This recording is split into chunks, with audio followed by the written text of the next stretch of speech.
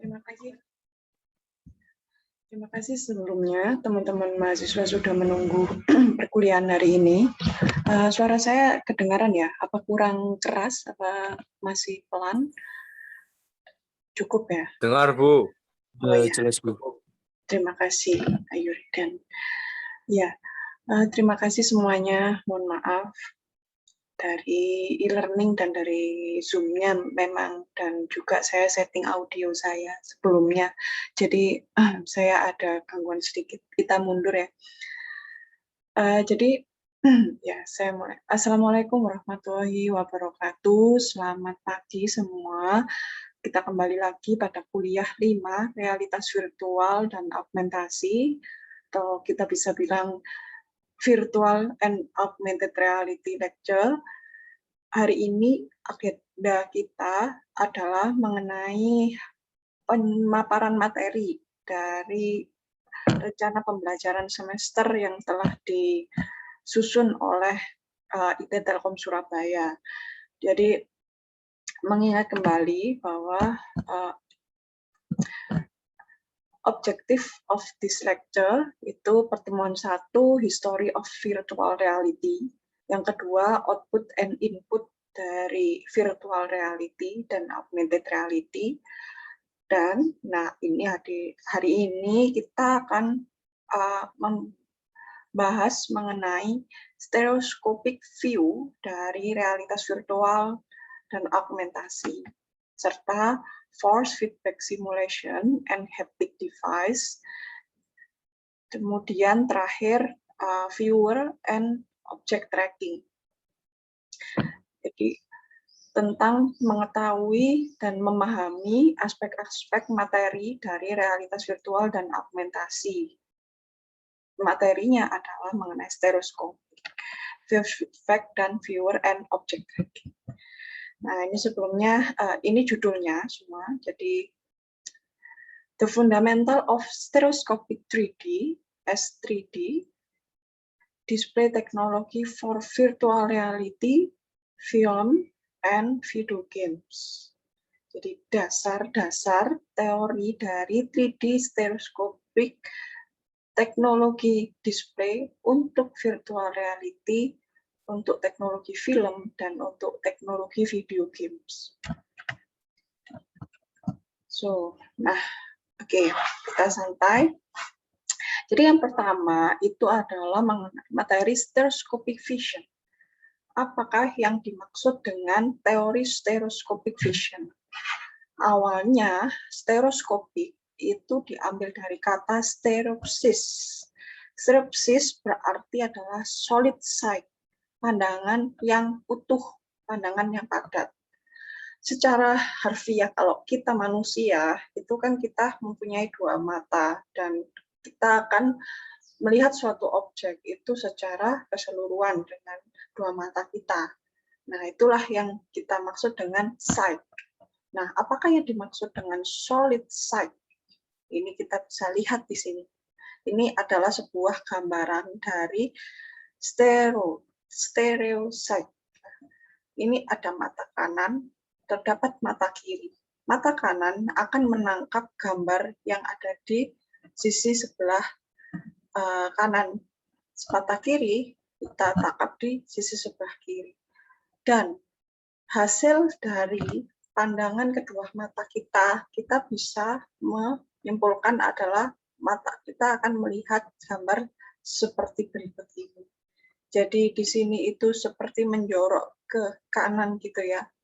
Dan ini seperti miring seperti ke kiri gitu.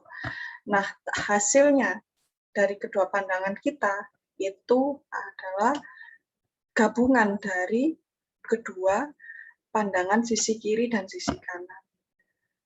Itu. Jadi kalau kita logikakan dari kita sendiri, kita mempunyai dua mata. Dua mata yang mana punya jarak masing-masing 2,5 inci dan punya dua pandangan, pandangan kiri dan pandangan kanan. Dan pun juga stereoscopic vision itu dipengaruhi oleh disparity retinal, mana itu adalah mengenai sisi fusion atau singleness of vision. Jadi itu adalah bergantung dari retina itu kan untuk menerima cahaya ya yang masuk ke dalam mata.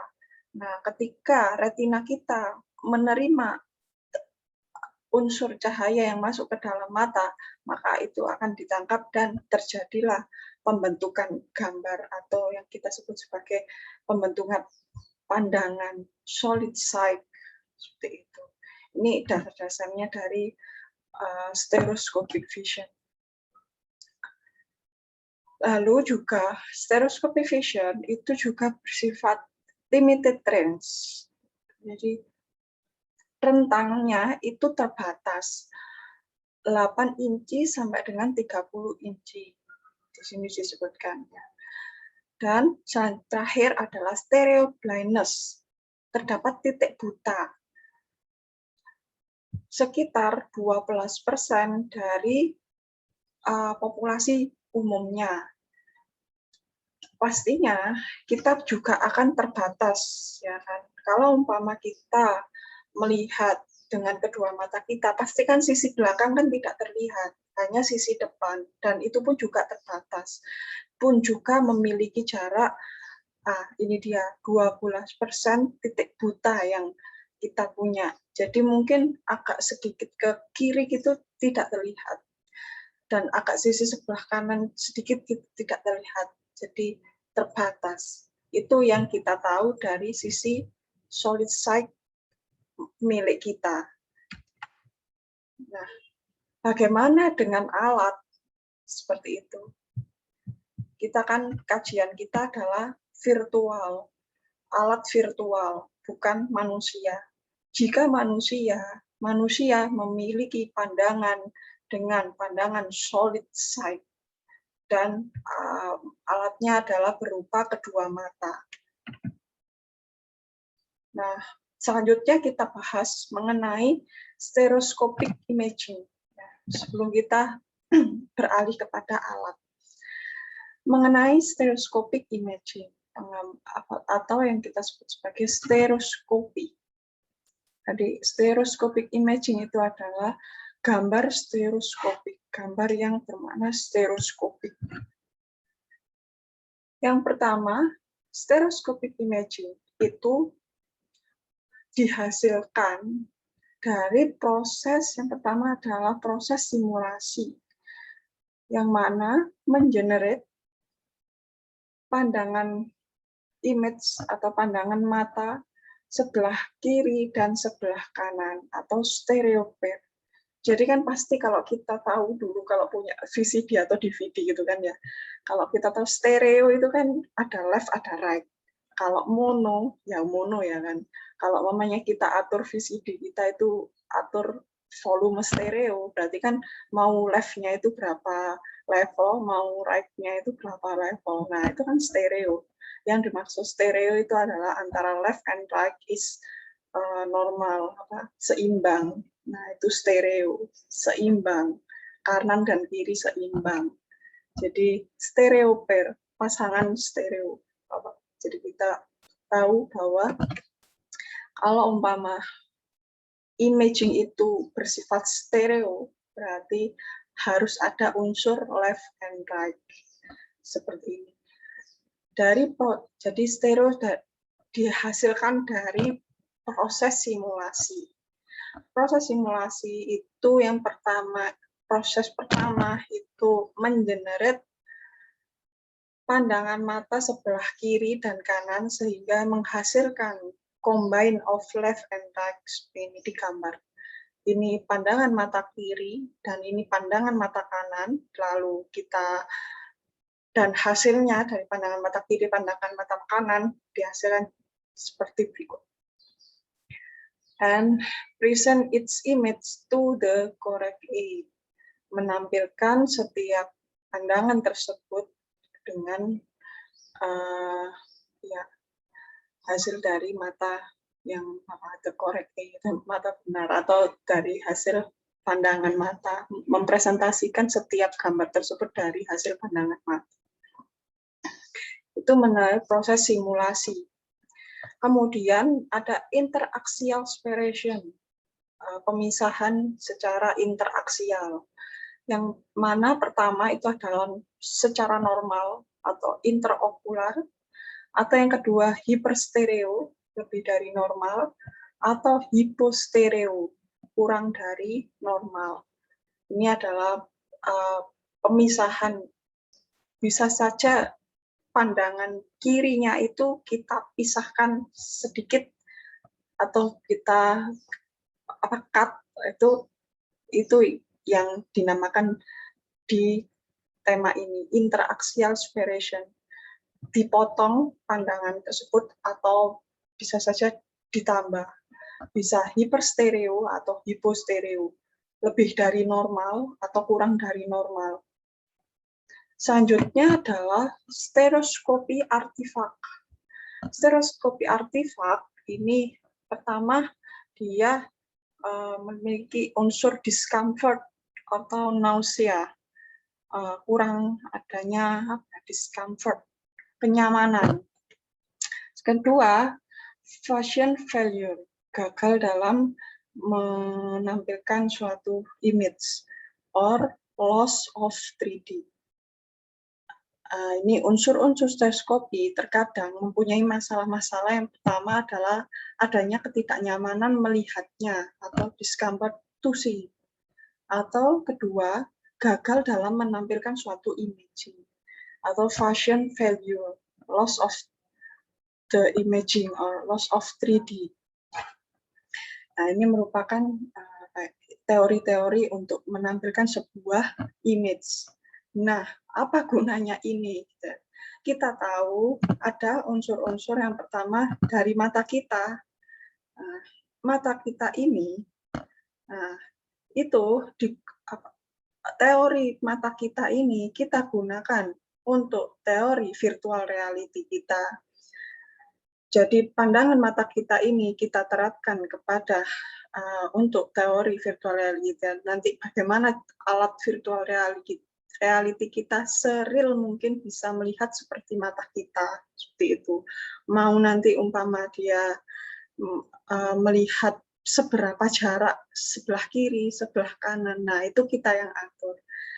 Nah tentunya itu harus virtual reality kita, tool virtual reality atau objek virtual kita harus mempunyai sifat stereo, ya, seimbang antara kiri dan kanan, tidak boleh not normal, ya, tidak boleh tidak normal, harus. Nah ini tadi stereo pair, pasangan stereo, ya, secara berpasangan itu pasangan itu bersifat stereo.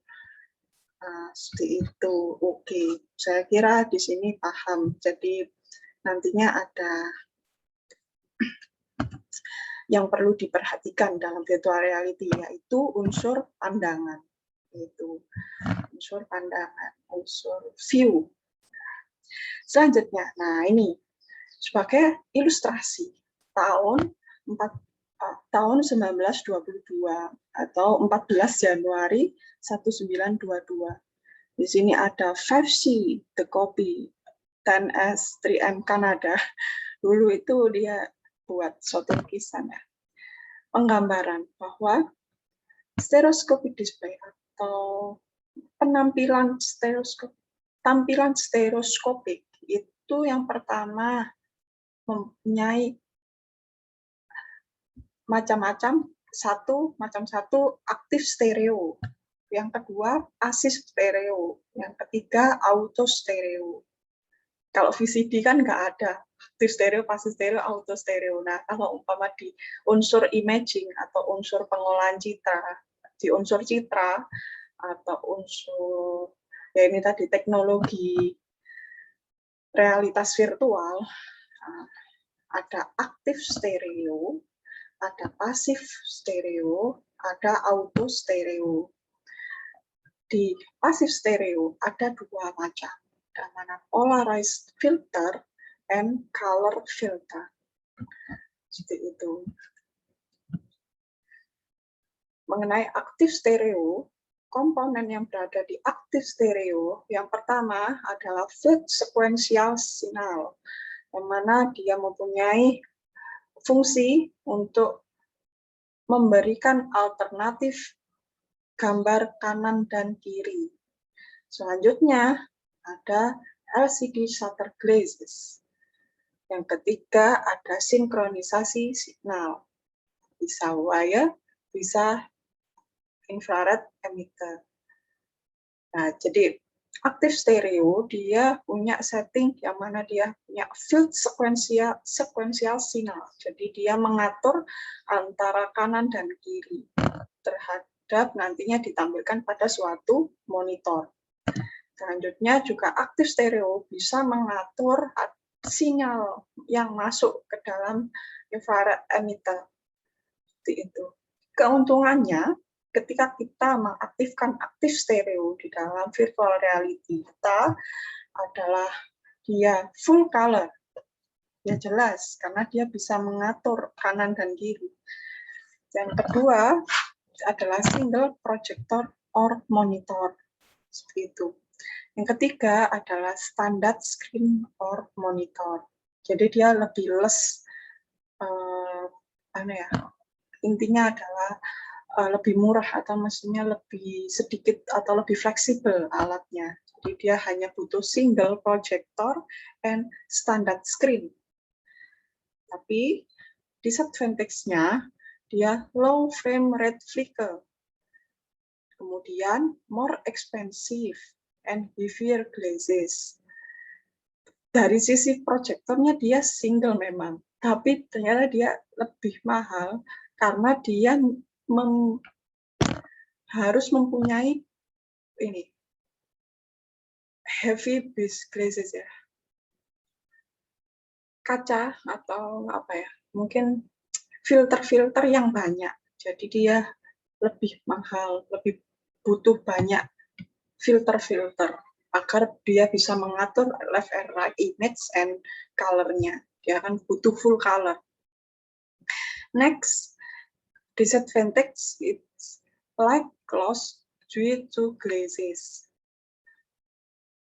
Cahayanya semakin berkurang ketika dia terapkan glazes atau kaca-kaca filter yang ada di virtual reality.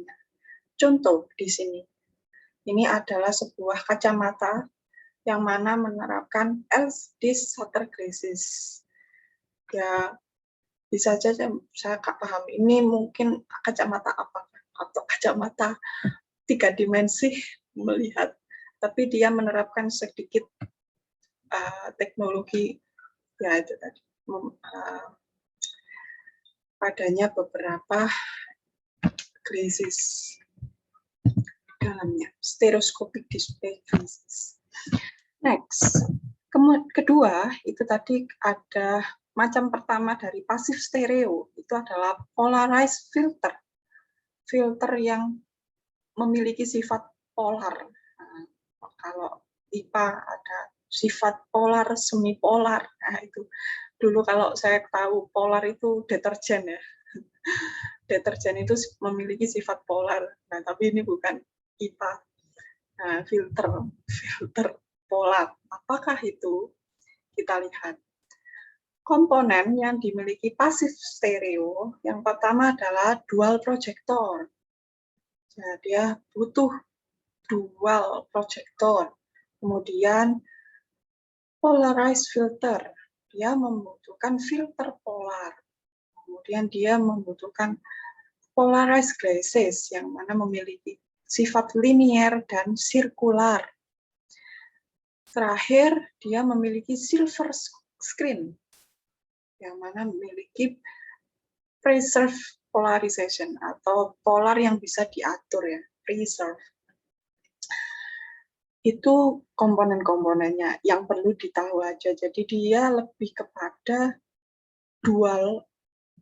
Kalau aktif dia hanya one projector, jadi ada sinyal langsung diatur sama satu projector.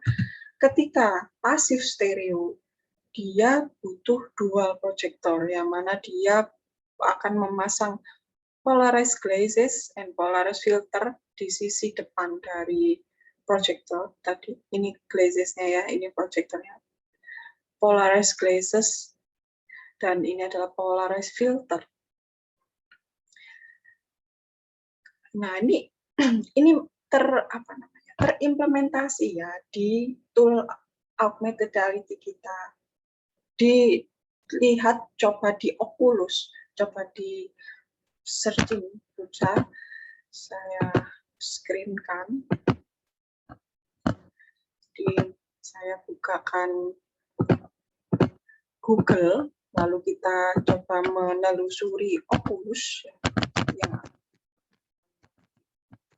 Di pertemuan, mungkin satu pertemuan gitu ya. Kita nggak perlu sampai hibrid 7 pertemuan. Kasihan yang tidak Surabaya. Surabaya oke. Tapi nanti kalau yang tidak Surabaya itu bisa. Nah, ini contoh ya. Tadi itu yang teknologi glazes ya. Ntar saya ada nggak ya yang dia gambar sampai pada glazesnya, filternya.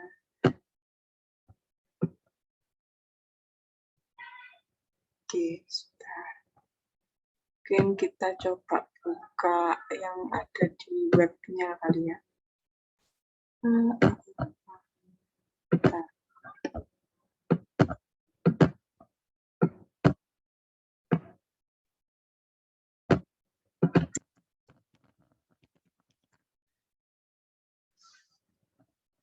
Nah, ini ya.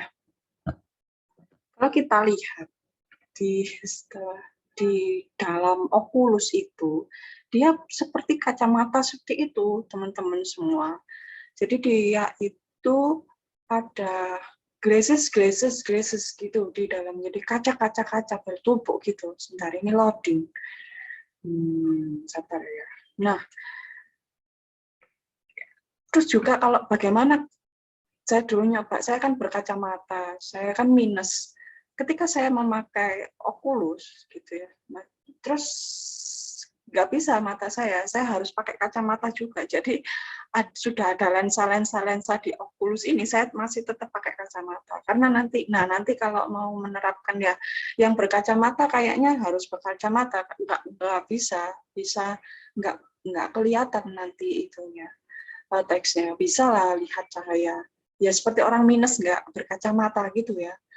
Nah, harus berkacamata kalau yang mau pakai Oculus bagi pengguna kacamata.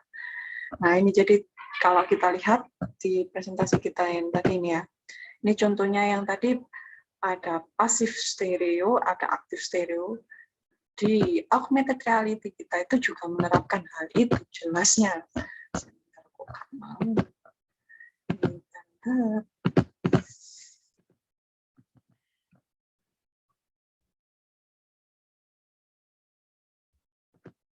Nih, nah ini contoh ya ini Oculus Rift S ya kebetulan. Nah juga ini apa ini kiranya ini Oculus Ghost.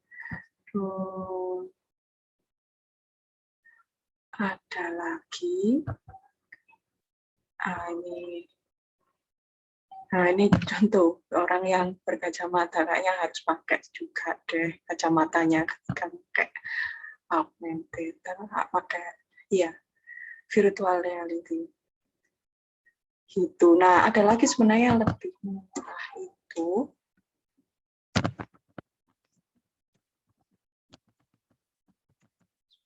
sampai lupa mereknya.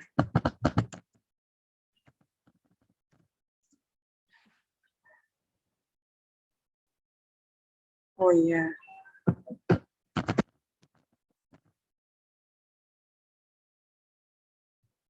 Nah ini kan kalau umpama kita sudah punya HP, lalu handphone kita masukkan ke dalam VR box, nah itu kan dia akan menghasilkan pandangan ya. Tapi kita setting dulu HP kita juga jadi 2 pandangan ya kan. Ketika kita ini murah ya, kalau mau coba-coba silakan. Tapi kurang baik juga untuk kesehatan mata ya lama-lama virtual reality. Jadi digunakannya jarang-jarang saja. Itu. Ini contoh Ya, mana ya ketika handphone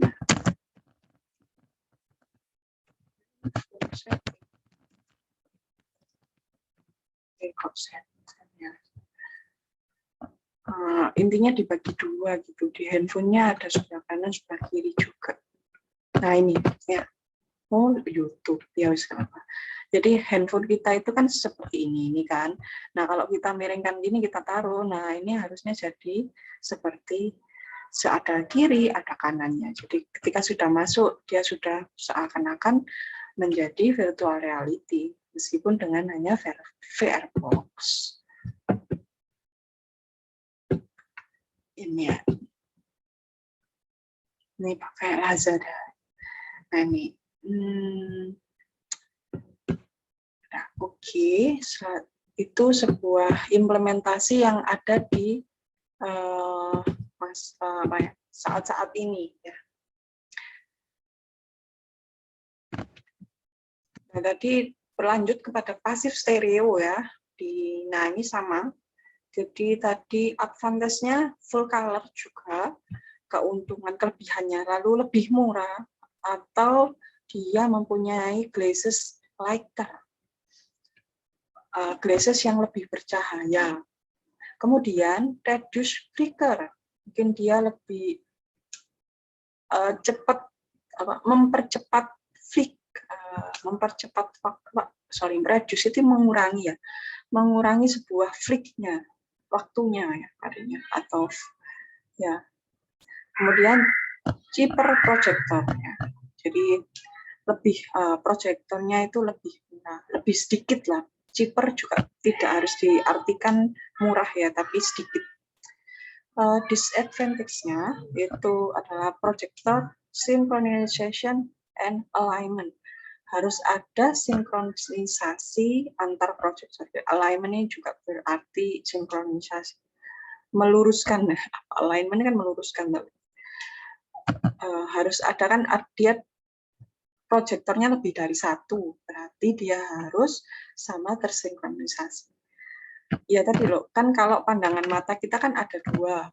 Nah kalau aktif stereo dia hanya butuh single proyektor karena dia hanya menerima sinyal. Kalau pasif stereo dia harus ada dual tool yang mana dia harus tersinkronisasi.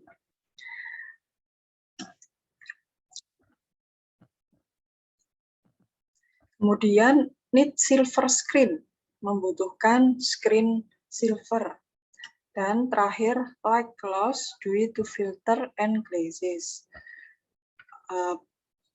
Kadang-kadang cahaya itu akan semakin berkurang ketika melakukan filter dan menambahkan sebuah glazes atau kacanya. Gitu. Nah, ada lagi itu adalah mengenai polaris filter in passive stereo. Jadi filter polar. Nah, ya pastinya dia mempunyai filter polar. Jadi kalau kita tahu mau tahu apa itu polar ya, itu mungkin bisa saja polaris filter.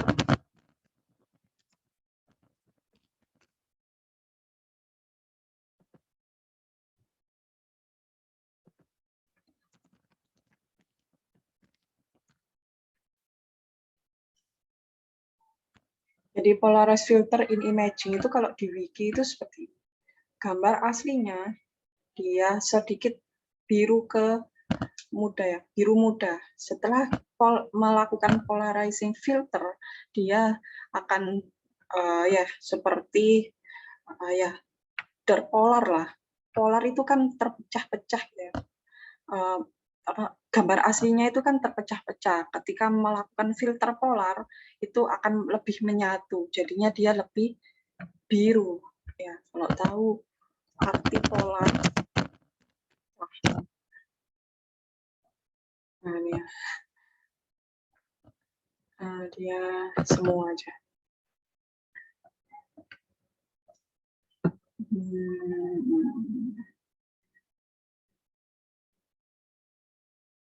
Ya kutub gitu ya, sifat berlawanan atau ya intinya dia kalau mamanya kita polarized filter itu dia Kalau di sini kutub, ya polar. Sifat polar bisa diartikan bisa saja, pokoknya intinya dari pecah itu bisa menyatu, gitu. Jadi sekutup, sesumbu.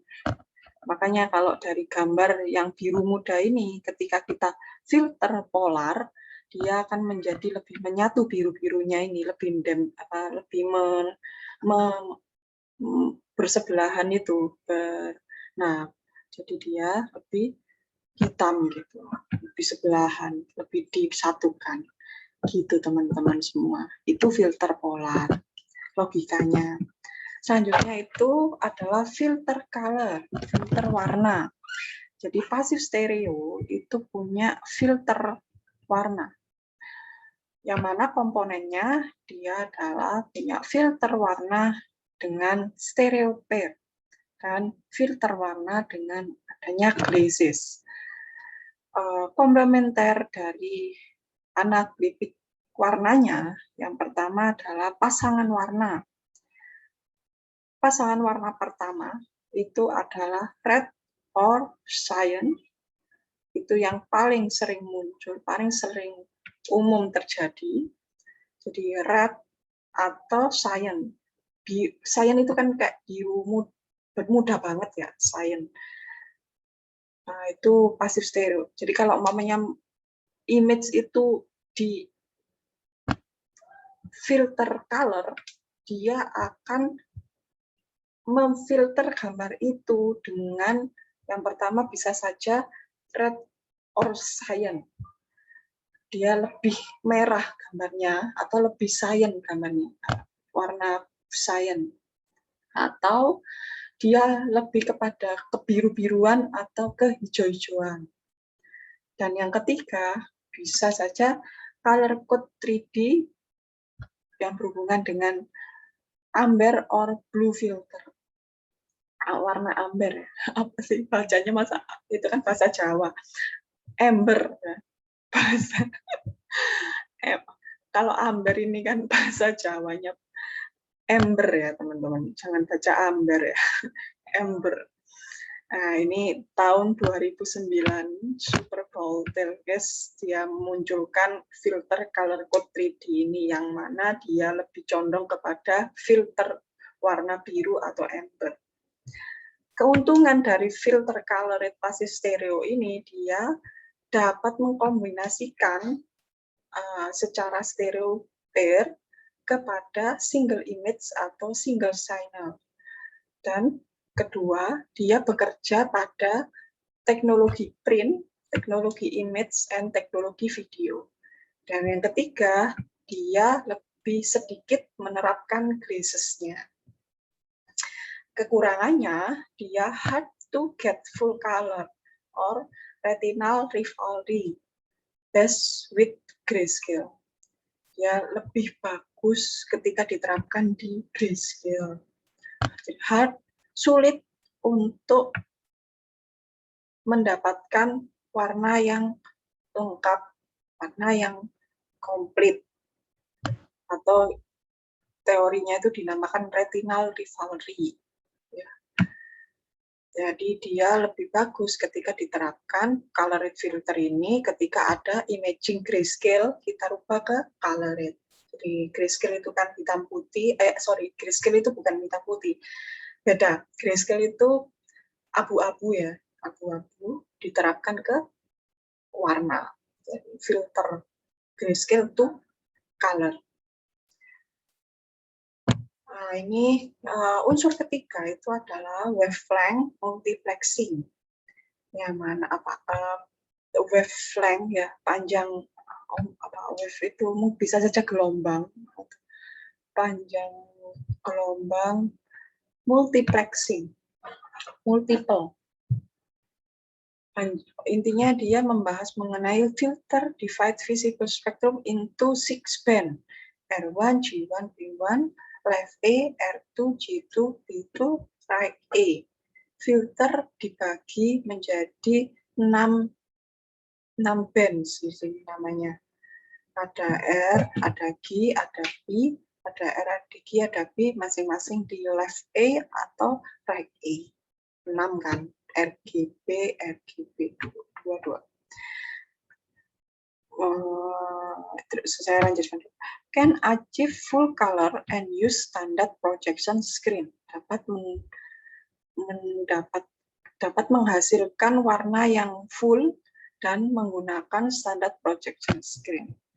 Oh, ini termasuk kelebihannya ketika atau cara kerjanya filter color ini, dia itu memfilter menjadi 6 bagian. Jadi R1, G1, B1, R2, G2, B2. Cara kerjanya lah intinya. Cara kerja dari colored filter itu nanti dia deteksi warnanya. Warnanya R-nya, G-nya, B-nya dari left eye, R-nya, G dan B-nya dari right eye. Dan selanjutnya dapat menerima warna yang komplit, dan dia juga dapat hal itu diterapkan pada standar projection screen, projector screen yang standar, diterapkan pada projector screen yang standar. Gitu. Itu mengenai passive stereo colored filter. Next, masih tentang stereoscopic ya. Jadi materi 3 itu kan stereoscopic view. Pandangan left and right is apa sih? Seimbang itu ya. Terus nilainya sama. Stereoscopic 3D display for virtual reality. Atau kita singkat tadi ya, stereoscopic 3D display itu S3D display technology based on VR system and size of audience. Jadi teknologi tampilan S3D itu berdasarkan dari sistem VR-nya dan ukuran dari pesertanya. Misal, butuh single person, we can use monitor, just monitor for display of our virtual reality. Or apa ya, ini saya juga kurang tahu, mungkin menampilkan, oh ini ya, kayaknya yang buat kepala ya, scanning of brain ya, mungkin jadi bisa jadi. Nah ini intinya adalah tergantung dari size of audience-nya. If single person of just some person, we can use monitor or other tool that recognize one person or just 1 or 2%. Next, nah ini ya, monitor. We can call, kita bisa sebut fish tank VR. Namanya fish tank VR. Yang mana dia menerapkan active stereo dan menerapkan anaglyphic stereo. Itu. Kedua, itu adalah head mounted display atau XMD, di mana dia adalah menerapkan spirit left or right signal dan active stereo converted to spirit signal. Nah, ini contohnya, ini ada sebuah, ini mamanya kita punya alat ini tapi mahal. Sudah punya layarnya aja sih itu Telkom, tapi belum sampai punya sampai teknologi virtual reality-nya. Jadi kayak HoloLens belum punya, masih punya virtual reality aja. Jadi kalau mau praktikum HoloLens jangan dulu ya, mahal belinya. HoloLens itu bisa nampilin seperti cahaya gitu, cahayanya bisa membentuk, mamanya mau menampilkan manusia, cahayanya itu bisa membentuk sampai manusia gitu. Jadi kayak kita omong-omongan atau bicara seperti kepada realnya, itu HoloLens. Sudah diterapkan sih di restoran di Jepang itu, kalau mau reserve makanan, dia nampilin dulu di meja sebuah, mamanya contoh apa sih intinya animasi makanannya itu ditampilin di meja. Oh, saya mau ini. Jadi kita harus buat dulu itu, berarti animasi makanannya di Blender terus nanti ditampilin di virtual reality-nya, di HoloLens-nya. Itu udah di sana. Ini contohnya XMD, display, just display. That dia menerapkan spirit left or right signal dan active stereo converted to spirit signal.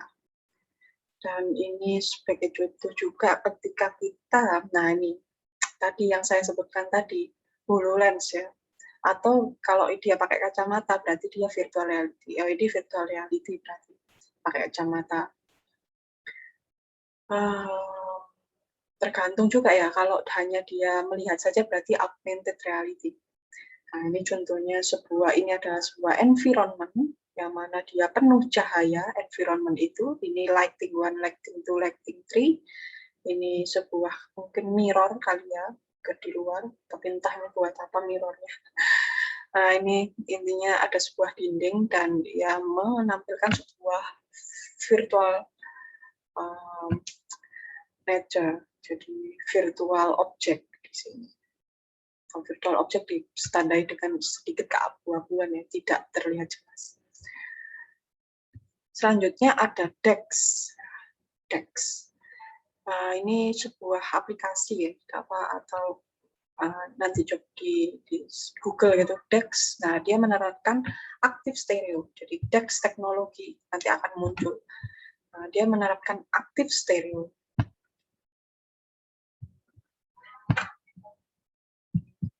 Ya.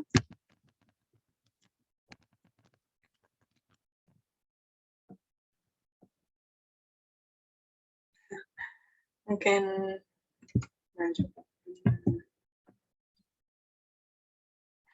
munculnya ya meja.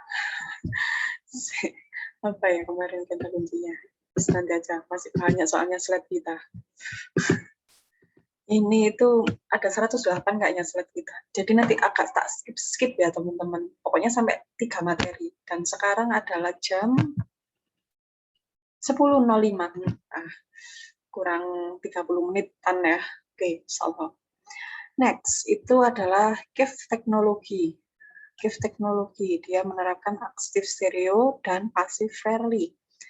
Kemudian ada yang namanya walls or curved screen. Nah, ini contohnya di samping. Ini coba dilihat belakangnya.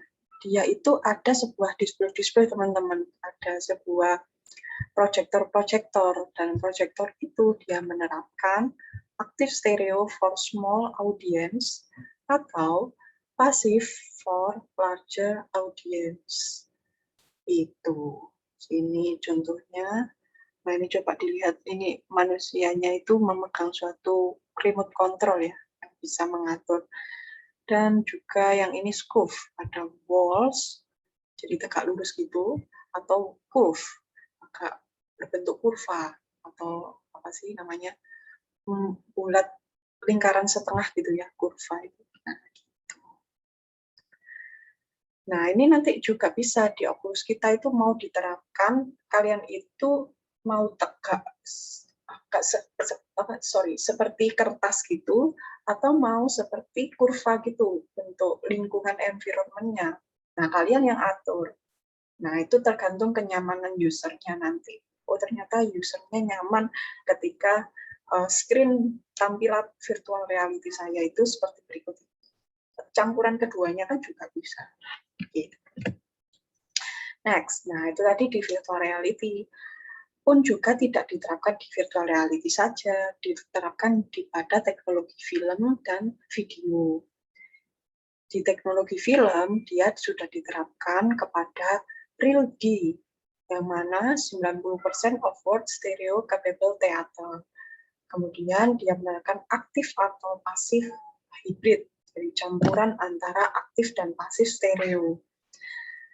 Terus ada single 144 Hz DLP projector dan Z screen circular polarization, dia menerapkan circular polarization.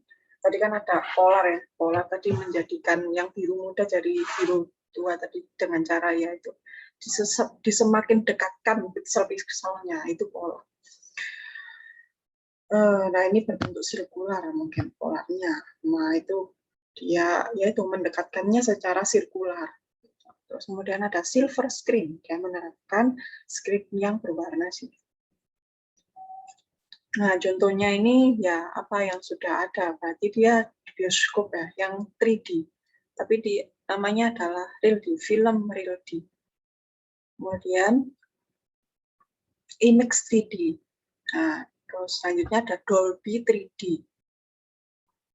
Masing-masing menerapkan sifat-sifat yang berbeda dari teknologi stereoskopik. Kita bahaskan dari tadi stereoskopik. Nah, terus ada selanjutnya broadcast TV, itu menerapkan anaglyphic filter, dan terakhir adalah DVD, itu dia menerapkan anaglyphic dan some active stereo based on komputer, seperti pada komputer. Itu DVD. Apa maksudnya? Diterapkan pada komputer gitu ya, some active stereo, agar bisa komputer itu menangkap ketika kita memasukkan DVD. Nah, selanjutnya stereoscope display is for use to in video game. Bisa digunakan juga pada video games. Ini contohnya itu adalah teknologi next wave. Next wave, kalau biasanya beli speaker itu kan mesti ada teknologi wave gitu ya. Nah, itu apa itu ya? Next wave ya tadi ya, seperti berarti di next wave itu di speaker itu ada range-nya, range atau width wave-nya. Jarak-jarak mengeluarkan output suaranya itu ada. Saya nggak neliti speaker maksudnya, tapi kalau mungkin semakin besar wave-nya atau semakin kecil wave-nya, nah speaker itu akan berpengaruh pada output dari speaker itu. Mungkin semakin tinggi semakin mahal kali, atau semakin rendah wave-nya itu semakin murah, atau yang standar itu ya tengah-tengah wave-nya. Jadi nggak neliti sih, pokoknya intinya next wave berpengaruh di situ. Contohnya ini Avatar, the game of Avatar support S3D. New PS3, S3D games for 2010. Terus Nvidia, nah ini juga support S3D driver game dan 3D TV. Terus next selanjutnya adalah active stereo, itu adalah Nvidia 3D Vision Bundle. Yang menerapkan Nvidia 3D Vision Bundle ini adalah contoh produk Samsung Synchronization Master, khususnya LCD 120 Hz, kemudian LCD shutter glasses, terus kemudian ada IR emitter. Nah, ini contohnya gitu ya. GeForce 3D Vision kalau mau memang benar-benar mendalami hal ini gitu, dan teknologi stereoscopic display mau mencoba, nah ini mau bisa beli GeForce 3D Vision. Nah, itu. Next adalah anaglyphic, teknologi video games yang menerapkan anaglyphic, khususnya di Nvidia 3D Vision Discover. Ini ada anaglyphic red or cyan glasses. Gitu. Nah, itu mengenai stereoscopic display. Nah, ini agak jam 10 ya. Berapa ini? 10, 11, 20 menit lagi. Oke. Biar reminder juga buat saya ya, dan semua.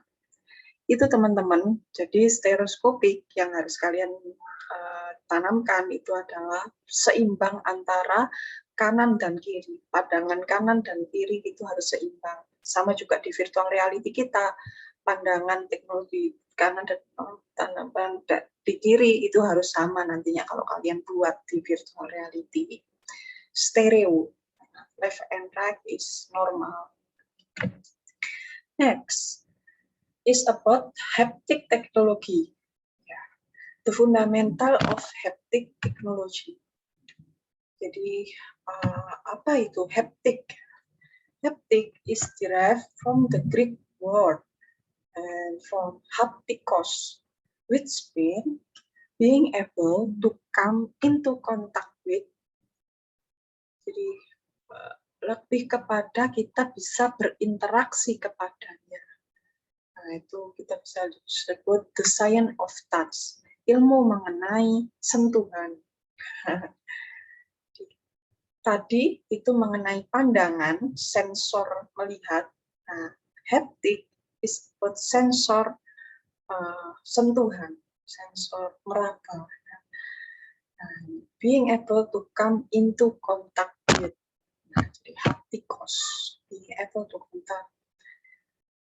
Jadi mengenai sebenarnya, jadi pendahuluan haptic itu adalah haptic is the technology of adding the sensation of touch and feeling to computer. Haptic adalah teknologi untuk menambahkan sensasi sentuhan dan perasaan pada komputer. Nah, gitu. Tapi komputer nggak punya perasaannya. Tapi mungkin bisa kita maksudnya itu perasaan itu bukan perasaan, bukan.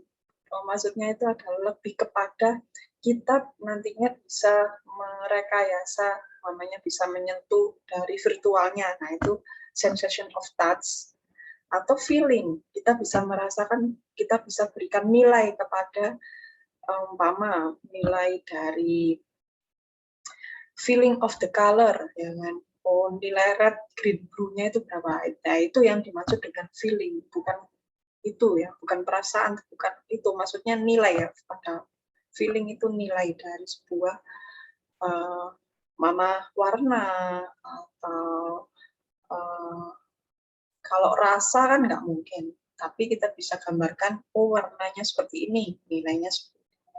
Atau yang lain lah, nanti kita bisa, saya masih tergambarnya masih warna dari feeling of the computer itu. Gitu. Jadi haptic is the technology of adding the sensation of touch and feeling to computer. A haptic device gives people a sense of touch with computer-generated environment, so that when virtual objects are touched, they seem real and tangible. Haptic device memberikan kita sensasi sentuhan dengan lingkungan komputer. Jadi kita bisa, jadi ketika kita menyentuh objek virtual, objek tidak nyata, kita bisa merasakannya seakan-akan dia nyata dan bisa tersentuh oleh kita. Understanding and enabling a compelling experience of presence not limited to being there, but extended to being in touch with remote or virtual surrounding. Intinya adalah ketika kita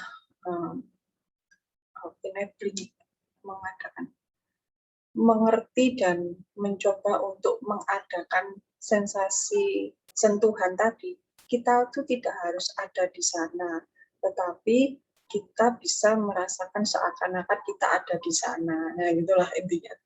Itu kan tidak nyata, tapi kita bisa menyentuhnya. But we can being in touch with remote or virtual surrounding. Nah, ini ya. Nah, ini contohnya. Nah, ini yang kita terapkan ya. Teknologi of haptic ya.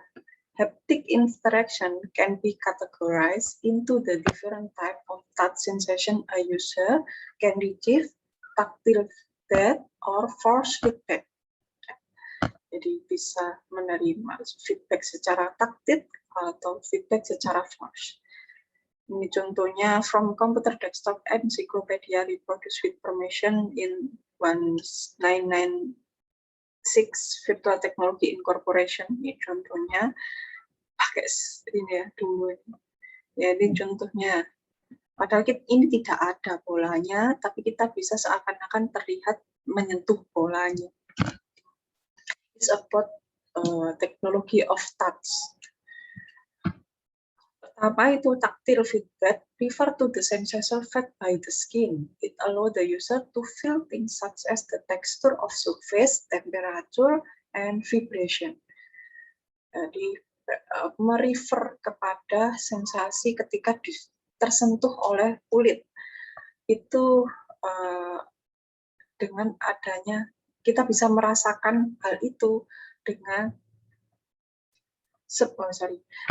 ini maksudnya adalah kita bisa merasakan tekstur dari permukaannya, kita bisa memperoleh temperaturnya dan juga getarannya. Nah, itu yang Contohnya, such as, contohnya dari taktil feedback itu kita bisa seperti merasakannya ketika tersentuh oleh kulit, yaitu tadi tekstur dari permukaannya, temperaturnya, panas enggaknya, dingin atau getarannya. Itu taktil feedback. Kemudian ada force feedback. Force feedback, it reproduces the directional force that can result from solid boundary.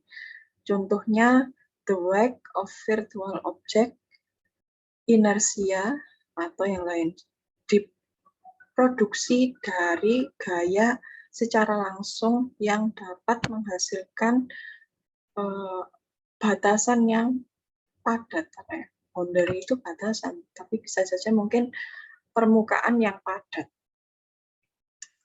Intinya ini contohnya itu berat dari objek virtual, lalu gaya inersia. Gaya inersia itu seberapa besar gayanya, cepat enggaknya gitu, gaya inersia. Nah, mungkin yang pertama itu lebih kepada merasakannya ya, merasakan surface-nya, merasakan ya pokoknya merasakan bendanya lah. Tapi kalau force feedback itu kepada nilainya. Oh, nilai beratnya berapa, nilai gayanya berapa, gitu. Nah ini, how it works. Contohnya, in the human is we use brain to control the muscle atau control the motoric of the muscle, otot, ya. Atau brain we that can use for get the result tactile and kinesthetic information of. Nah, itu kita bisa memperoleh tactile dan kinesthetic information itu dari skin surface ya, dari kulit kita ya, permukaan kulit. Sentuhan itu kita bisa sampai kepada otak kita itu kan dari pertamanya dari adanya sentuhan pada kulit, dari permukaan kulit. Itu diterapkan pada human. Nah, ini contoh. Kemudian ini dari motion tersebut itu kita arahkan efektor. Contoh.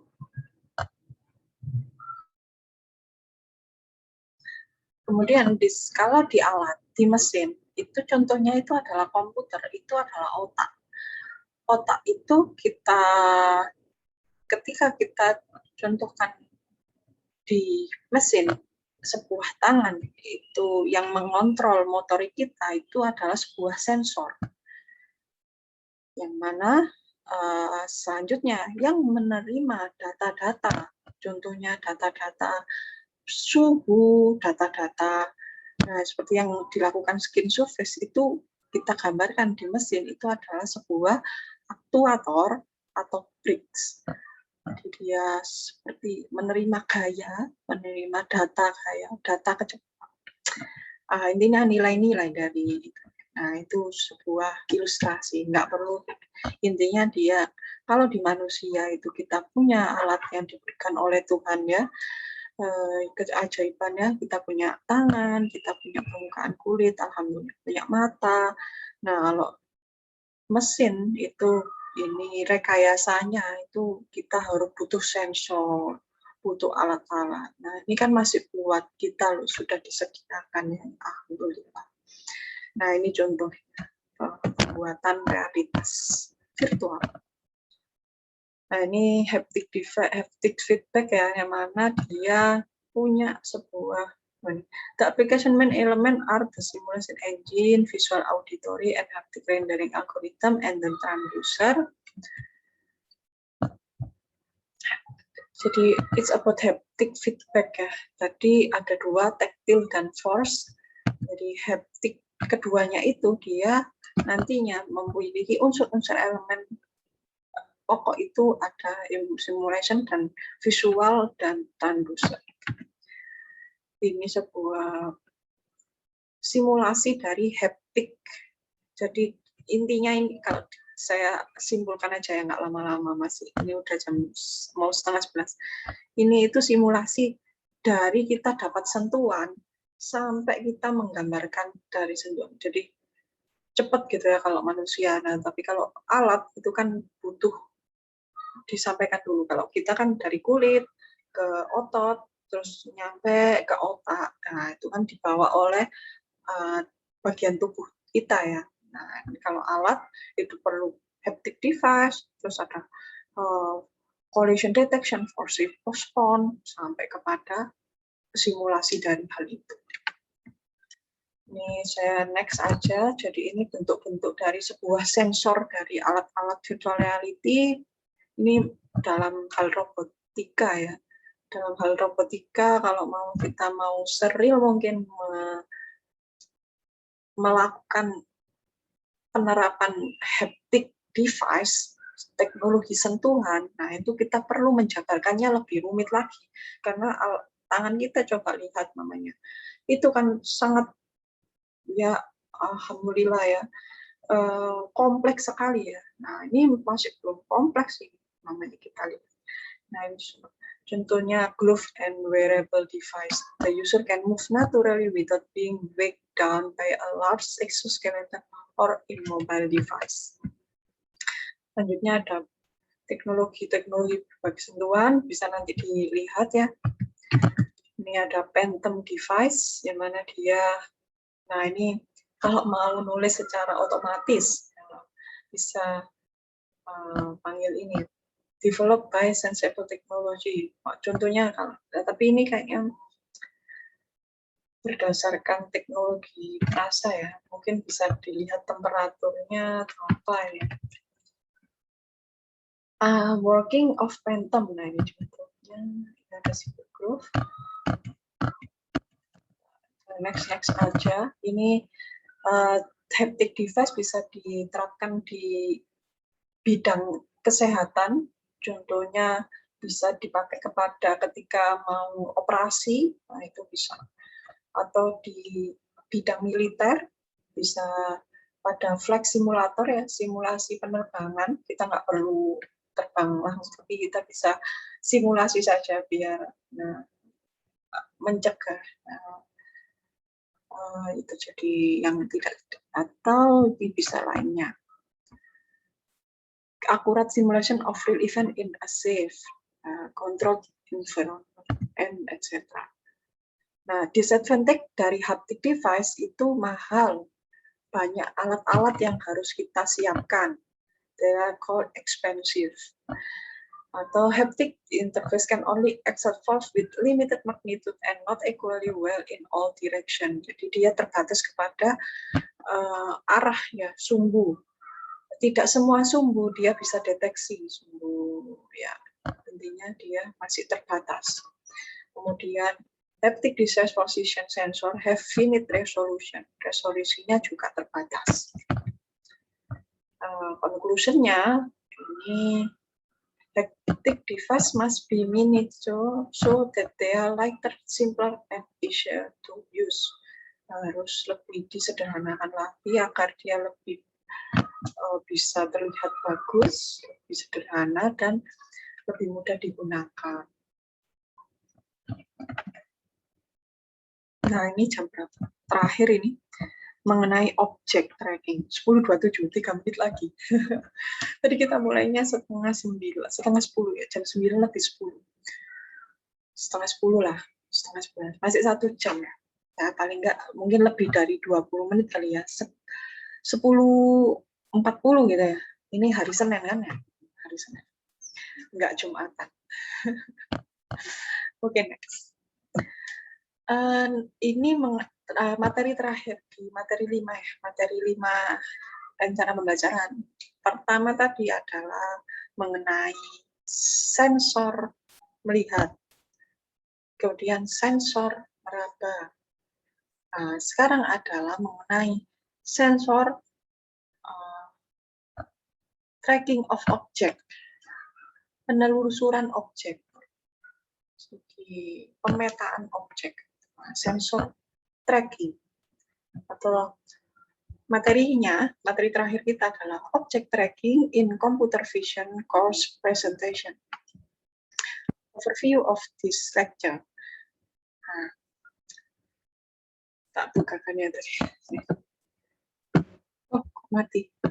Oh, sorry. Nah, ini ya. Slide 3 ini kan ada viewer and object tracking. Tadi kita sudah history udah, output and input udah, malah sudah diterapkan. Stereoscopic udah, ini tadi ya, mengenai view of the object. Terus haptic device, force feedback simulation and haptic device.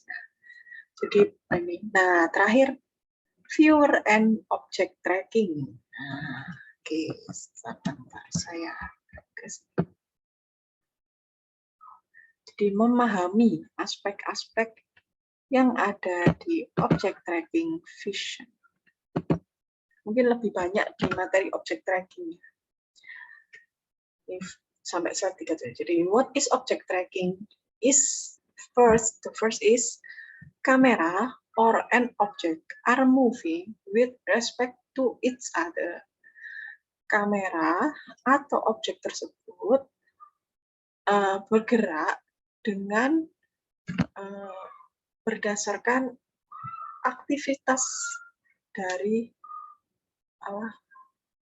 user kepada lingkungan sekitar. Kamera or object, sebentar. Ini kalau diartikan harfiah sebentar, bacanya kita baca masing-masing ya. Kamera or an object are moving with respect to each other. Objek tersebut berpindah dengan bersentuhan kepada objek lain. Ya, kamera atau objek tersebut berpindah, bergerak dengan sentuhan ke objek lain. Nah, intinya objek tersebut harus berpindah agar kita bisa men-track objek tersebut. Dan objek tersebut berpindah kan tidak mungkin umpama tidak menyentuh objek lain. Minimal kan menyentuh lantainya atau permukaannya. Makanya dia sebut with respect to each other. Dia bertabrakan atau bersentuhan dengan each other, ya, objek lain. Jadi it's about, jadi what is object tracking is about the object are moving with respect to each other. Objek tersebut berpindah dengan dengan bersentuhan dengan objek. Next, ini kedua. Using knowledge of current state of object and new input image, then calculate the new position of object. Ya, menggunakan ilmu untuk menggunakan ilmu untuk menyatakan apa objek tersebut dan menginput hal itu sebagai objek baru, kemudian mengkalkulasi objek tersebut, yaitu dengan mengkalkulasi posisi baru dari objek itu. Kemudian real-time performance requirement. Real-time performance requirement. Jadi dia punya sebuah requirement object tracking itu real-time performance. Ya bisa saja isi dari real-time performance ini posisi dari objeknya, kecepatan dari objeknya. Jadi kalau kita bisa tahu kan performance dari objek itu secara real-time itu bagaimana. Nah, seperti itu. Jadi what is object tracking? Yang pertama itu yang perlu kita tahu, object tracking adalah objek yang berpindah. Kemudian objek tersebut berpindah dengan mempunyai nilai posisi. Yang ketiga, object tracking adalah dia mempunyai requirement ya secara real time, baik dari sisi posisi, baik dari segi kecepatan, dan lain-lain. Object tracking. Application of object tracking. Nah, ini lebih gampangannya mungkin aplikasinya itu apa gitu ya. Contohnya itu adalah behavioral analysis of object or human, such as gesture analysis, facial expression, and etc. Jadi contohnya itu object tracking itu adalah berupa analisis gestur kita, gerakan kita, atau analisis dari ekspresi wajah kita.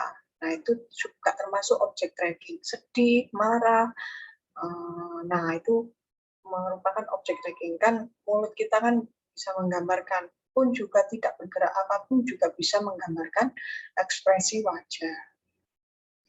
Next, itu adalah robotic, success autonomous vehicle. Jadi robotika seperti kendaraan yang bisa bergerak secara otomatis. Terakhir, object tracking itu juga diaplikasikan di smart camera, such as video surveillance. Jadi video yang surveillance. Atau mungkin bisa jadi smart camera ini juga contohnya kayak seperti saya ini, namanya background atau masker. Nah, ini kan termasuk smart camera, bisa mendeteksi mana hidung saya, mana mulut saya, terus mana yang dinding saya. Nah, itu smart cam. Contohnya ini such as video surveillance. Ini contoh-contoh lagi, next saja, mau kita sekarang 10.34. Oke, paling nggak 10.50 sama absennya. Tracking with automatic model switching. Nah, ini udah ya, kalau mau beli ada kan ya. Contohnya ini, enggak, ini contohnya kan sudah ada yang namanya keyboard portable. Jadi cuma di keyboard itu di sini. Teknologi inframerah lah, teknologi keyboard yang memakai inframerah. Jadi kita nggak perlu keyboard yang ya ini nih, keyboard yang kita sentuh, kita arahkan keyboard inframerah itu ke lantai kita. Nah, lantai kita itu akan jadi keyboard kita gitu ya.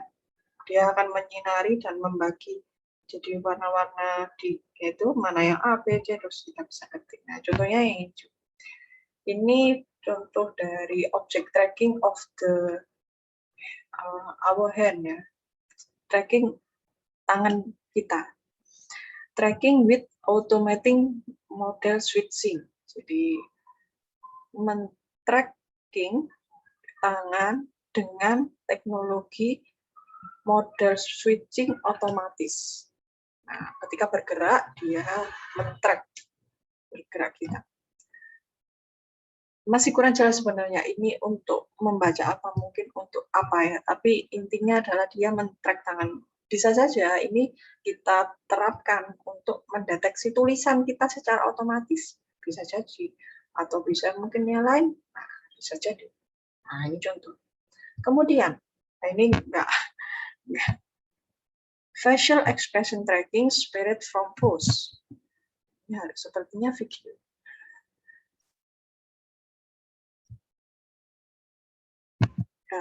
Intinya ya ekspresi wajah ya. Kalau saya buka nanti kayaknya video ya, mungkin nanti bisa dibuka di apa namanya, di PowerPoint-nya masing-masing. Di PowerPoint yang sudah saya share di e-learning. Nah, ini video berupa ekspresi wajah. Contohnya lagi itu tracking uses Hermes curve evolution and PDA for incremental update. Contohnya sepak bola, atau juga video surveillance with behavioral model and Bayesian network. Jadi algoritmanya memakai algoritma Bayes dan dengan model behavioral. Ini contohnya kita kan dari tadi membahas object tracking ya. Contohnya ketika di dunia nyata itu object tracking itu digunakan untuk mengetahui posisi parkir mobil. Oh, contohnya di sini. Oh, kendaraan nomor sekian it's parked in the parking lot. Jadi terparkir di sisi ini. Nah, itu contohnya. Ini sedikit research fokus on tracking itu fitur detection, contour detection, energy minimization, atau berupa algoritmanya dari tracking tersebut bisa jadi algoritma rekursi dan adaptive modeling for enhanced prediction mengenai prediksi dari tracking tersebut pun juga modeling teknik for behavioral analysis. Ya, saya jadi ingat kalau objek tracking ini contohnya men-track jalan yang berlubang. Nah, itu kan termasuk objek tracking. Juga men-track mana yang intinya adalah sumber dayanya yang tinggi. Nah, itu kan bisa di-track dengan namanya kontur bumi. Nah, itu coba termasuk objek tracking. Nah, itu kita bisa meneliti di situ, bisa jadi algoritma untuk men-trackingnya itu seperti apa. Terus algoritma untuk sampai pada nilai prediksi tersebut itu bagaimana. Nah, itu. Terus juga menganalisis kebiasaan dari track itu bagaimana. Gitu. Nah, ini contoh-contohnya nanti. Kalau ini sepertinya terlalu dalam ya, mengenai objek tracking, karena kita cuma hanya sekilas saja mengenai objek tracking, karena kita mensimulasikan ke dalam virtual reality, jadi nggak perlu sampai kepada ini. Kalau materi ini sampai kepada tugas akhir ya, nanti kalau mamanya memang serius kepada ini sebenarnya mengenai ranah kecerdasan buatan ya, objek tracking itu. Jadi kita kalau mau fokus di objek tracking, kalau di virtual reality ini nggak sampai kepada bagaimana kita men-track seperti Pokemon Go gitu loh. Kita men-track lingkungannya itu, oh ini kita marker di sini. Nah, sebenarnya kemarin itu kita sudah menerapkan objek tracking. Kita kan marker kita kan kertas itu ya, atau HP yang sudah kita print, kita buat sedemikian. Nah, itu termasuk objek tracking. Dia kan men-track mana objeknya. Kalau nggak, itu nggak muncul virtual reality-nya. Kalau kok virtual objeknya, kalau ada objek marker itu, nah itu termasuk objek tracking. Nah, ini berupa teori marker tersebut. Contohnya ini mengenai estimasi posisi kamera. Nah, posisi kamera kita ketika men-track objek tersebut harus bagaimana. Nah, with moving camera with known internal parameter, extract the camera motion. Ini kemarin sudah diterapkan kalau di itu AR Toolkit kan namanya kan dot. Aduh, sampai lupa saya. Apa teman-teman namanya yang kita men-track di AR Toolkit terus kita simpan ketika udah men-track yang hijau merah itu apa? .pth namanya laba-laba, atau ekstensinya itu laba-laba, contohnya itu PTT. kita buka aja. Ini sampai jam 14 10.50-an saya penasaran saya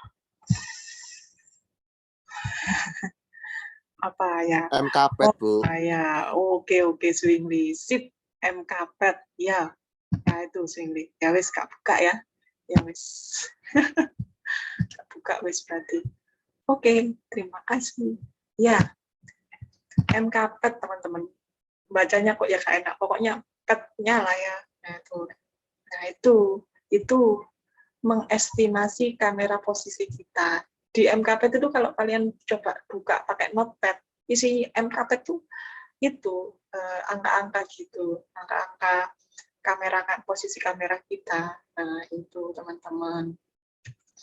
Kemudian mengenai masih mengenai object tracking ya. Related topic about object tracking is the second is optical flow. Optical flow. Ya, ini tentang the velocity field of each point on the image. Can be used as input for object tracking, search for similar flow vector to locate the track object. Velocity itu kayaknya kecepatan kan?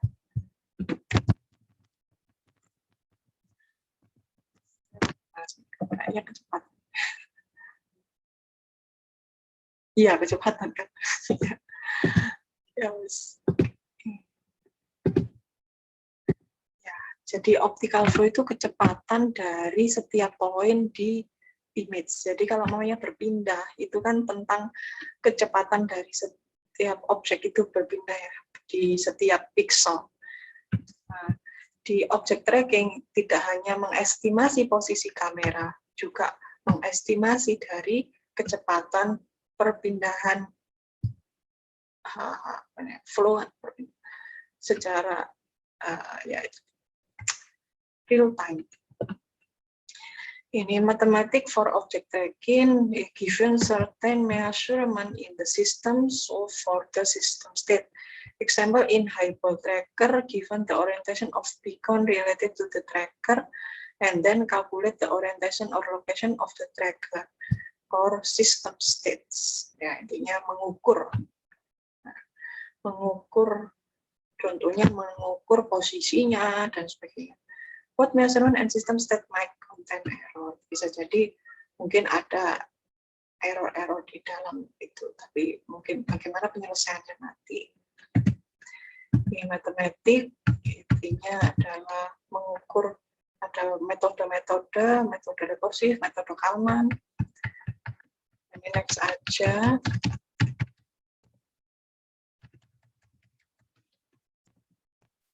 Jadi tadi contohnya 3D token tracking. Kembali lagi kalau kita simpulkan ya, apa itu object tracking? Jadi proses pelacakan lokasi objek target dari gambar satu ke gambar lainnya. Nah, proses pelacakan lokasi objek dari gambar satu ke gambar lainnya. Detik pertama targetnya itu ada di sini, detik kedua targetnya di sini. Nah, proses ketika kita mencari target sampai kepada posisi akhir, itulah yang dinamakan object tracking. Data yang dibutuhkan itu adalah minimal adanya 2 gambar dan adanya deskripsi target. Ini penerapan object tracking bisa di bidang keamanan, itu automatic vantage zoom kamera, kamera secara otomatis bergerak mengikuti gerakan target. Ini bisa dibuka di sini. Nah, ini kemarin sudah diterapkan ya kalau yang ikut kuliah kecerdasan buatan. Terus ada ini bidang keamanan ya, itu diletakkan di tempat parkir. Terus contohnya di bidang lalu lintas itu melacak kendaraan dan mendeteksi kemacetan. Ini jadi bisa mendeteksi ini truk, ini mobil box, apa ini mobil pribadi. Nah, ini contohnya, mobil pribadinya 4, 1, 2, mungkin kok ini bisa 4, mungkin di depannya kali ya, gitu. Next. Penerapan di bidang robotika itu adalah sistem navigasi robot. Nah, ini contohnya mungkin itu ya, itu sorcer robotik. Jadi robot yang bisa main sepak bola. Terus kemudian bidang kesehatan, mendeteksi dan melacak sel tumor atau kanker. Nah, ini contohnya. Kemudian bidang pemasaran atau periklanan, yaitu melacak jumlah pengunjung. Nah, itu memakai object tracking. Nah, sama halnya dengan virtual reality kita bisa membuat virtual reality kita, augmented reality kita menjadi seperti ini.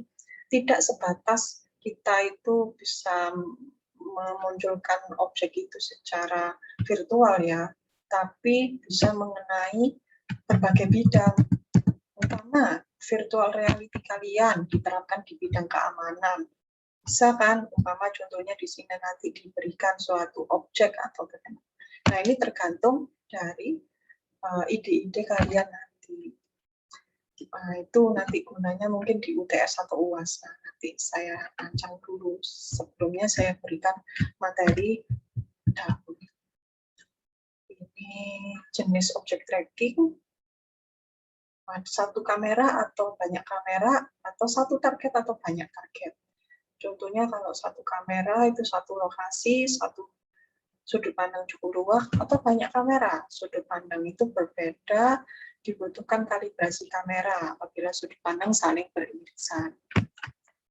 Terus ada kamera statis, ada kamera dinamis. Nah, ini juga bergantung kalau kamera statis, posisi kamera tidak berubah. Kamera dinamis, posisi kamera dapat berubah-ubah. Pun juga diperlukan deskripsi untuk membedakan mana foreground dan mana background. Jika kamera statis implementasi lebih mudah, kamera dinamis butuh substraksi background yang lebih rumit.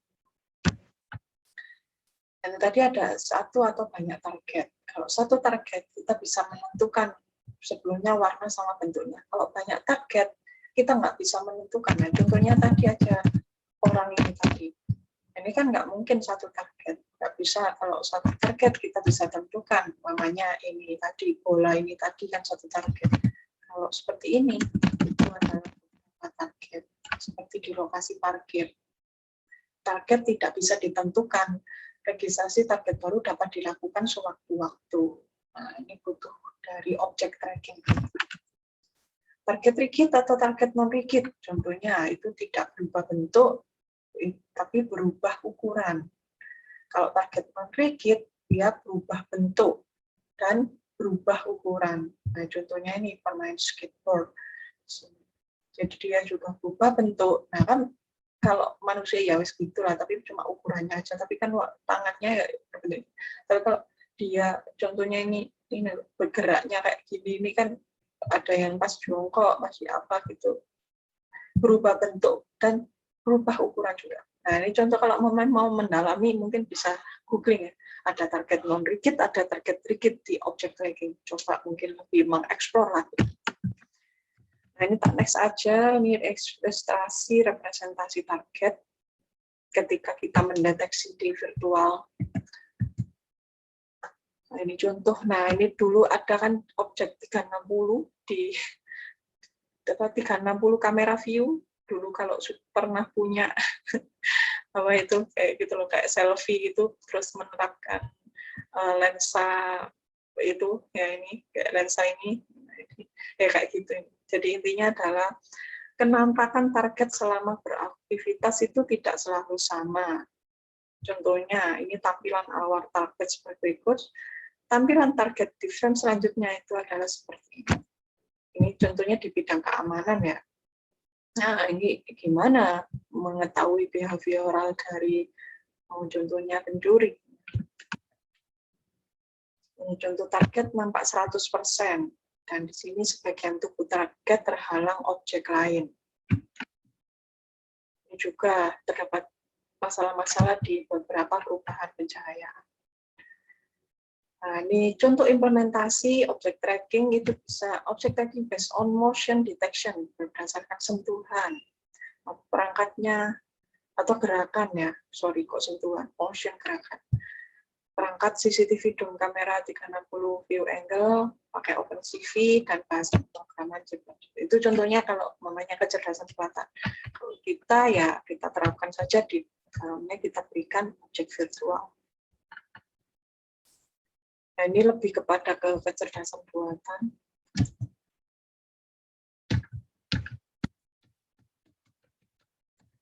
Nah, sudah selesai. Ini saya ambil di Socha Research, referensi penelitian berbasis ya virtual reality. Nah, ini seeing is believing, listening is understanding, sharing is inspiring. Jadi kalau kita belajar itu, ketika kita melihat, kita itu akan dapat output percaya. Ketika kita mendengar dari dosen gitu atau dari teman, kita akan belajar memahami hal tersebut. Tetapi ketika kita membagi ilmu kita, nah itu adalah sebuah inspirasi. Jadi ini mengenai filosofi belajar. Ketika kita hanya melihat saja, belajar itu, kita hanya percaya oh iya, oke, saya percaya. Ya cuma hanya oke, hanya ya melihat saja. Kemudian ketika mendengar, kita oke, kita belajar memahami dari hal itu. Oh iya, ya kita belajar menerima.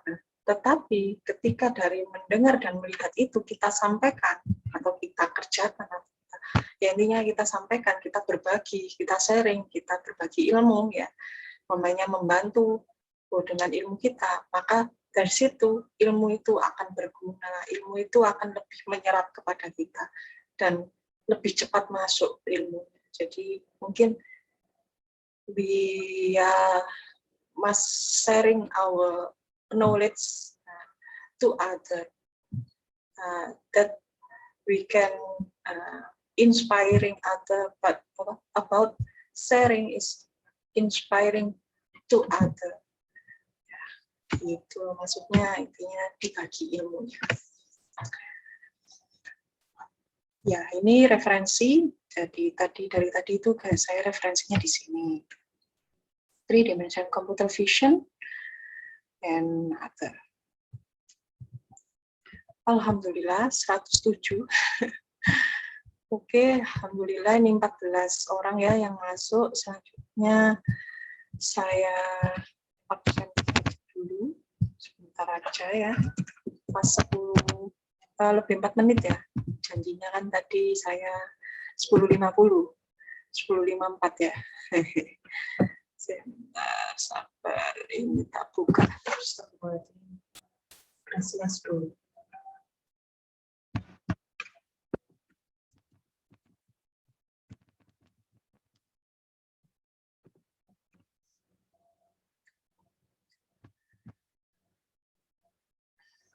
Oke, nah selanjutnya ada yang ditanyakan, teman-teman semua, silakan.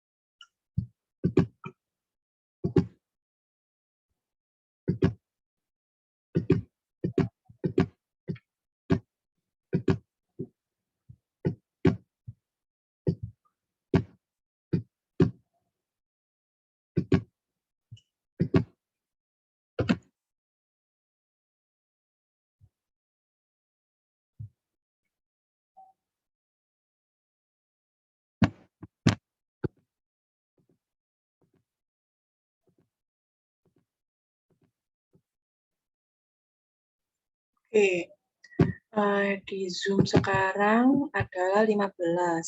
Minus 1, 14 ya. Berarti ada 1 yang tidak masuk. Saya lihat dulu. Saya langsung lihat di partisipan aja ya. Kira-kira siapa yang tidak masuk. Saya lihat linknya aja. 13.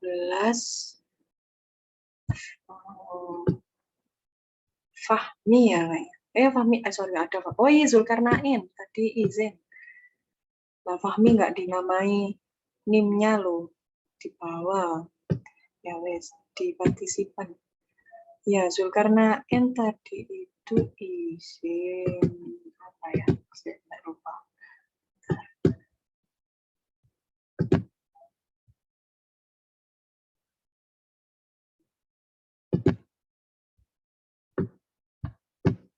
Ada acara keluarga. Iya. Zulkarnain ada acara keluarga. Oh, ini download tugas saya. Oh, ya wes. Oke. Oke.